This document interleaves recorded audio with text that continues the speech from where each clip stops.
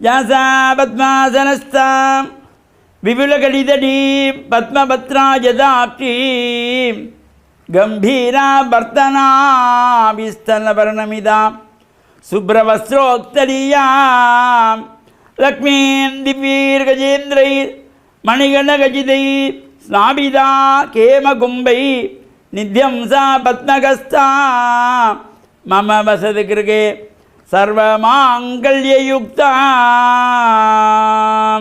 மகாலக்ஷ்மீ ச வித்மஹே விஷ்ணுபத்னி ச தீமஹி தன்னோ லக்ஷ்மி பிரச்சோதயாத்.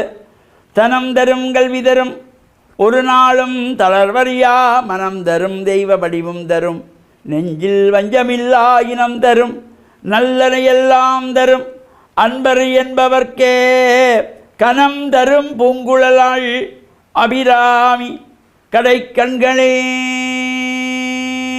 ஓம் நமச்சிவாய. மேன்மைகள் சைவ நீதி விளங்குக உலகமெல்லாம். நோயற்ற வாழ்வே குறைவற்ற செல்வம். அந்த நோய் நொடி இல்லாத வாழ்வு இந்த உலக மக்கள் எல்லோரும் வாழ வேண்டும் என்று கலியுகத்தின் காந்தமலை ஜோதியாகிய சபரிமலை சுவாமி ஐயப்பனுடைய திருவடிகளை சிறந்தாழ்த்தி டான் தமிழொலி ஓம் தொலைக்காட்சி நேயர்கள் அனைவருக்கும் சர்வதேச இந்து மத குருபீடம் அகில இலங்கை சபரிமலை ஸ்ரீ சாஸ்தாபுரத்தின் சார்பில் இனிய வணக்கங்களும் நல்லாசிகளும். என்றும் மங்களகரமான குரோதி வருஷம் சித்திரை மாதம் 27ஆம் நாள் 10/5/2024 வெள்ளிக்கிழமை. இன்று மலர்ந்திருக்க இன்றைய பொழுதும் நம் எல்லோருடைய வாழ்விலும் எல்லா விதமான சிறப்புகளும் வெற்றிகளும் கிடைக்க இறையருளும் குருளும் நிறைய வேண்டும் என்று பிரார்த்தித்து இன்று சுக்கிரவாரம் என்கின்ற வெள்ளிக்கிழமை. இன்று அக்ஷய திருதியை நாள். அக்ஷய திருதியை வளர்ப்பிறை திருதியை திதி அக்ஷய திருதியை என்று சொல்லப்படுவது. இந்த நாளிலே பல்வேறு சிறப்போடு கூடியதாகிய நிகழ்வுகளெல்லாம் நடைபெற்றது. எல்லா விதமான சிறப்புகளையும் தரவல்லது. அக்ஷயம் என்கின்ற பொழுது குறைவில்லாதது, நிறைவானது, தொடர்ந்து வளர்ந்து கொண்டே செல்லக்கூடியது என்று பல்வேறு அர்த்தங்களிலே இந்த அக்ஷய. அவ்வாறு இந்த அக்ஷய திருதிய நாளிலே நாம் ஆசாரசீரராக ஆலயங்களிலே சென்று இஷ்ட தெய்வங்களை, குலதெய்வங்களை, பாரம்பரிய வழிபாட்டக்கூடிய தெய்வங்களை எல்லாம் வழிபாடு செய்த பின்பு மங்களமான பொருள்களை வாங்கி தானம் கொடுக்க வேண்டும்.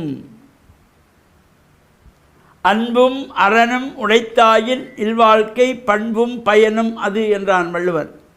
இந்த அன்பு நிறைந்தவர்களாக, பண்பு நிறைந்தவர்களாக நாம் இந்த தான தர்மங்கள் செய்கின்ற பொழுது அதனுடைய முழுவிதமான பலன் நமக்கு கிடைக்கக்கூடிய வகையிலே இந்த அக்ஷய திருதியிலே தானம் கொடுக்க வேண்டும். நாம் நம்மால் முடிந்தவற்றை வாங்கி நமக்கு ஒரு பகுதியை வைத்துக்கொண்டு ஒரு பகுதியை தானம் கொடுக்க வேண்டும். தங்கத்தை வாங்கலாம், வெள்ளியை வாங்கலாம். தானம் கொடுக்க முடிந்தவர்கள் தானத்தை கொடுக்க வேண்டும். இல்லையா நமக்கு பச்சை அரிசியை வாங்கி தானம் கொடுக்கலாம், வெள்ளை உப்பை வாங்கி தானம் கொடுக்கலாம். எது எதையெல்லாம் கொடுக்கின்றோமோ கொடுத்தால்தான் அது நிறைவாக கிடைக்கும். ஆதிசங்கர பகவத் பாதாளுக்கு அவர் பவதி பிச்சாம் தேகி என்று வந்து கையேந்தி நின்ற பொழுது கொடுப்பதற்கு எதுவுமே இல்லை, தன்னிடத்திலே வேறு எதுவும் இல்லை. தனது பகல் உணவுக்காக ஒரே ஒரு நெல்லிக்கனி மட்டும் இருக்கிறது. இருந்த பொழுதிலும் வீடு தேடி வந்து கையேந்தி நிற்கின்ற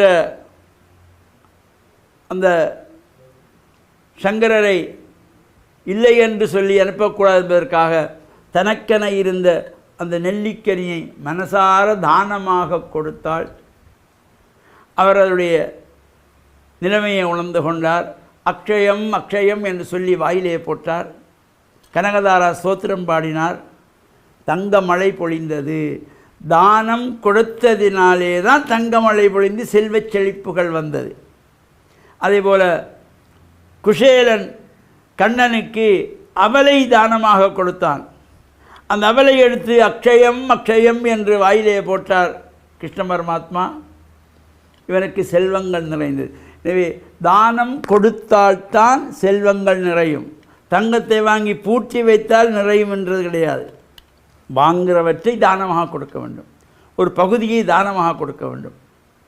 எனவே அந்த நல்ல சிந்தனையோடு நாமும் நம்மால் முடிந்த அரிசி, உப்பு, மல்லிகைப்பூ, தயிர் போன்றவற்றையாவது தானமாக கொடுத்து லக்ஷ்மி கடாட்சம் பெற்று இந்த அக்ஷய தீதிய நாளிலே நாமும் இறையர்களோடு மண்ணில் நல்ல வண்ணம் வாழ டான் தமிழொலி ஓம் தொலைக்காட்சி நேயர்கள் அனைவருக்கும் சர்வதேச இந்து மத குருபீடம் அகில இலங்கை சபரிமலை ஸ்ரீ சாஸ்தாபுரத்தின் சார்பில் நல்ல ஆசிகளை கூறிக்கொள்வதில் மனமகிழ்வு கொள்கிறோம்.